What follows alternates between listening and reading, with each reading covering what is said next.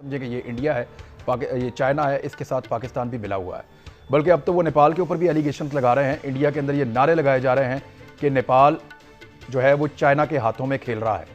और नेपाल के अंदर भी एहतजाज हुआ और उन्होंने बाकायदा स्लोगन्स उठाए। उन्होंने कहा कि गो बैक इंडिया। तो नेपाल एक वाहिद मुल्क है इंडिया के बॉर्डर के साथ साथ जो हिंदू मुल्क है, और वो एक बहुत बड़ी सिक्योरिटी था हमेशा से इंडिया के लिए, लेकिन नेपाल को भी खो दिया इंडिया ने। अब मैं इसका आगाज़ जो है ना वो मैं आपसे नहीं करने जा रहा शहबाज गिल साहब, क्योंकि यहाँ दो जर्नल बैठे हैं, मैं उनसे बात शुरू करता हूँ, फिर आपके पास आऊँगा इसके पॉलिटिकल एंगल को लेके। सबसे पहले मुझे जनरल अमजद शोएब साहब आप बताएं कि इंडिया को कितनी बड़ी शिकस्त है और इसका मुदावा क्या हो सकता है, क्योंकि इंडियन रिपोर्टर्स और इंडियन सीनियर जर्नलिस्ट जो दिफाई तज्जियाकार हैं उनके बकौल चाइना उन इलाकों को भी क्रॉस कर गया बाज़ जगहों से जिनको सिर्फ चाइना क्लेम करता था, यानी इंडियन टेरिटरी में एक्चुअली दाखिल हो गया और वहां पे वो अब कुछ ऐसी दिफाई साजो सामान बना रहा है जिससे इंडिया को मुसीबत पड़ सकती है। क्या इंडिया बगैर बेइज्जती और बगैर लड़ाई के चाइना को वापस भेजने पे कायल कर लेगा? अगर नहीं कर पाएगा तो लड़ाई होगी तो कैजुअलिटीज होंगी। सर आपको क्या नजर आ रहा है? देखिए, बात यह है कि गलवान वैली जो है उस पर कभी भी चाइना ने अपना क्लेम नहीं खड़ा किया था, कभी ये कहा नहीं था कि क्लेम है हमारा। जी ठीक है। प्योंगयांग लेक जो है उधर भी उनका क्लेम तो मौजूद था, लेकिन उस पर कभी उन्होंने कोई ऐसा कदम नहीं उठाया जिस यकतरफा जिस पे कि ये मसला पैदा होता।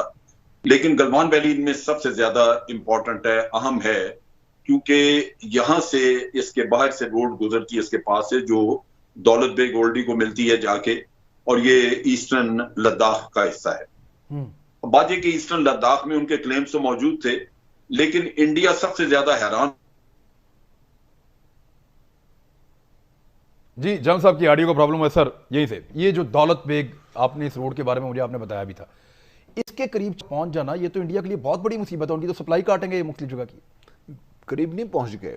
जिस तंग वैली से गुजर के जब ये ले से आती है, सड़क को बेंड करके ऊपर दौलत बेग ओल्डी की तरफ निकलती है, जिस तंग वैली से गुजरती है उसको इंडिया बाकायदा चाइना ने ऑक्यूपाई कर लिया है। अब दौलत बेग ओल्डी का ज़मीनी रास्ता और कोई नहीं है, उसको एयर सप्लाई ही की जा सकती है। इसलिए दौलत बेग ओल्डी अगर आप फोकस रखें इसके ऊपर, तो दौलत बेग ओल्डी के थोड़ा सा शुमाल में जाएं आप और लेफ्ट की तरफ देखें तो कराकोरम पास है उसके। ठीक है।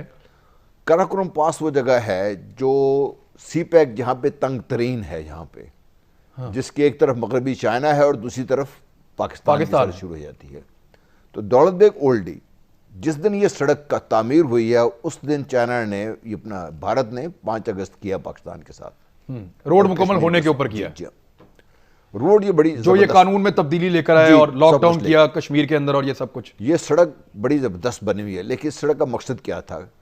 इन्होंने दौलत बेग ओल्डी को एक आम मुकाम से इन्होंने एक ब्रिगेड साइज से ज़्यादा बड़ी एक ना सिर्फ कैंट बनाया, वहाँ पे एक एयरपोर्ट बनाया।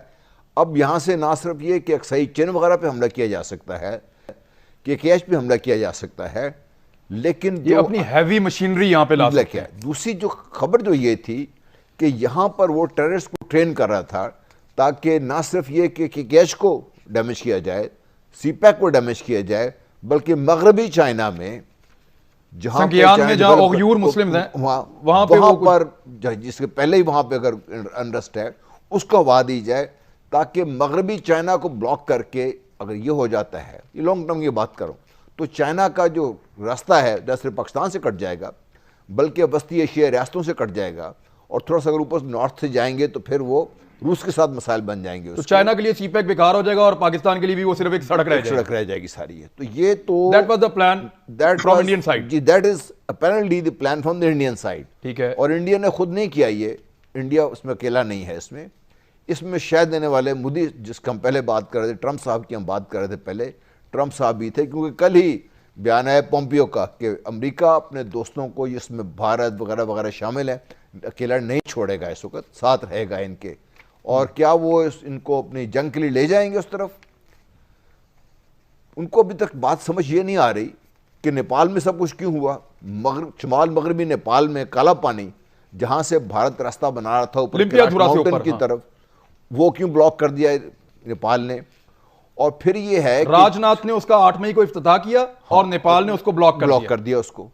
फिर ये कि 5 मई को ये जो आप चिकन नेक की बात कर रहे थे और आपका मैं वो देख रहा था ब्लॉग उसमें कि इसमें चाइना ने यहाँ पे क्यों किया, इसलिए करने के लिए क्योंकि अरुणाचल प्रदेश पे चाइना का ऑलरेडी क्लेम है और अगर ये नेक कट जाती है तो उसके साथ मैं आप ही के लफ्ज दोहरा रहा हूँ, उसके नीचे 7 सिस्टर स्टेट्स हैं जहाँ पे 8 रियासतें हैं इंडिया की, जहाँ पे शोरश है, ठीक है, अगर वो कट जाती हैं तो भारत का क्या बनेगा? रास्ता वही है उनके लिए ये। पहले उन्होंने शुरू किया चिकन नेक की तरफ से, नेपाल ने उनको सीधा रास्ता दिखा दिया, अब लद्दाख में आ गए हैं। तो चाइना ने बैक वक्त 3 मुकामात पर भारत को बता दिया है कि नंबर 1 को तिब्बत में आपने कोई पंगा नहीं लेना। इनकी कोशिश अब तो ले ही नहीं सकते, वो तिब्बत में किधर जाएंगे?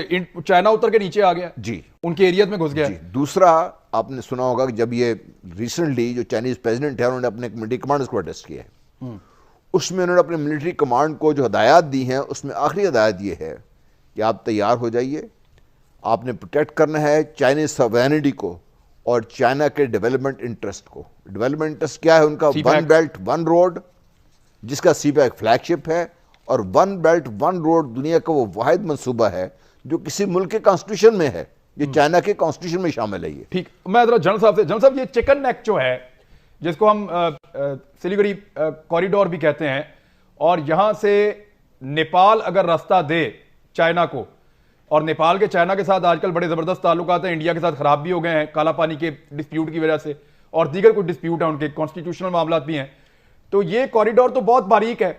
आपको कितने चांसेस लगते हैं कि नेपाल जो चाइना है उसको उसकी मिलिट्री लाने की भी इजाजत देगा? हत्ता कि नेपाल ने इस एरिया में रोड भी बनाया है, दरचोला टिंकर रोड एक वो इस तरफ बना भी रहा है। सर देखिए, मेरा अपना अंदाजा ये है कि पहली बात तो ये है कि अगर कोई ऐसी प्रॉब्लम आ जाती है तो नेपाल चाइना का साथ देगा, और ये भी हो सकता है कि चाइनीज अगर जरूरत आ जाए तो जरूरत के वक्त नेपाल से बहुत पूछे भी ना, क्योंकि बड़ी ताकतें हैं, ये बड़ी छोटा सा इलाका कर गुजरेंगे। मसला यहाँ पे ये है कि इंडिया ने अपना यहाँ पे सिक्योरिटी पैरामीटर बढ़ाने के लिए भूटान के साथ एक एग्रीमेंट किया हुआ है, जहां उन्होंने भूटान को ये कहा है कि आप ये देखिए कि भूटान के कोई रिलेशंस चाइना के साथ ऐसा सच नहीं है, डिप्लोमेटिक रिलेशंस नहीं है, दोनों की एम्बेसीज एक दूसरे के मुल्क में नहीं है। नतीजा ये कि ये सारा उनका काम संभाला हुआ है भारत ने, और भारत ने भूटान को ये उससे जिम्मेदारी एक एग्रीमेंट के तहत दी हुई है कि उनकी टेरिटरी का भी दिफा जो है वो इंडिया करेगा। तो उससे उन्होंने एक एडवांटेज हासिल करने की कोशिश ये की है कि चिकन नेक के साथ उनको एक additional added parameter of security मिल जाए जो कि भूटान की टेरिटरी की शक्ल में मौजूद है। इसी तरह इनको थोड़ा सा एक शॉर्टकट, बांग्लादेश ने जो एक्सचेंज ऑफ लैंड्स किया इनके साथ, उसमें भारत ने बहुत ज्यादा फायदा उठाया है। कोई तकरीबन 1000 मुरब्बा किलोमीटर या 1200 के करीब उन्होंने एडिशनल जमीन ली है उनसे, बांग्लादेश से, और उसमें भी इनको शॉर्टेस्ट रास्ता इन्होंने अपना 7 सिस्टर्स को बनाया है, जो कि ये वो भी प्रोटेक्टेड है वहीं से, भूटान की साइड से। ठीक है। तो चाइना ने इनको ये कहा है कि भाई आप भूटान के, हम भी यहीं पे हैं और इनके हमसाए हैं, तो आप कौन लगते हैं भूटान के? आपने एग्रीमेंट किया या नहीं किया, हम सेटलमेंट जो भी करनी है हम भूटान के साथ डायरेक्ट करेंगे। तो लिहाजा एरियाज का तबादला भी कर रहे हैं उनके साथ, एरियाज का तबादला कर भी रहे हैं उनके साथ। तो ये वो चीज आई है जिसमें कि इंडिया फंस गया है, क्योंकि वो उन्होंने भूटान को डायरेक्ट अपने तरफ लगा लिया है। भूटान नेचुरली इंडिया के असर से निकलना चाहता है, वो अपने लिए ऑप्शंस रखना चाहते हैं।